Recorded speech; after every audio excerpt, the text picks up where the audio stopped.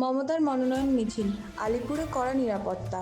আজ মনোনয়ন পেশ করতে কালীঘাট থেকে মিছিল করে আলিপুরে যাচ্ছেন তৃণমূল নেত্রী মমতা বন্দ্যোপাধ্যায়। সকাল থেকে কালীঘাট ও আলিপুর চত্বর জুড়ে রাজনৈতিক উত্তেজনা এবং কর্মী সমর্থকদের ভিড়।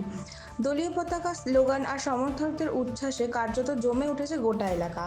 মমতা বন্দ্যোপাধ্যায়ের সঙ্গে পা মিলিয়ে হাঁটতে দেখা যায় ফিরহাদ হাকিমকে। পাশাপাশি উপস্থিত আছে তৃণমূলের একাধিক কাউন্সিলর এবং দলীয় নেতাকর্মীরা। যাতে কোনো অপ্রীতিকর পরিস্থিতি না তৈরি হয় তার জন্য মনোনয়নকে ঘিরে আলিপুরে রয়েছে কড়া নিরাপত্তা ব্যবস্থা।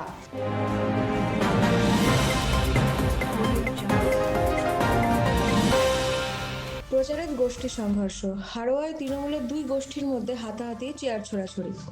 উত্তর চব্বিশ পরগনার হাড়োয়ার তৃণমূল প্রার্থী নির্বাচনী প্রচার ঘিরে সামনে এলো অশান্তির ছবি।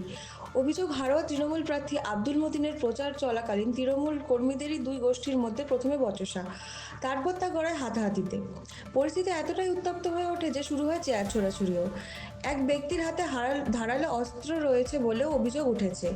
এই ঘটনায় এখনো মুখ খোলেনি হাড়োয়া তৃণমূল প্রার্থী আব্দুল মতিন। ঘটনাকে কেন্দ্র করে কটাক্ষ ছুটতে শুরু করেছে বিরোধীরা।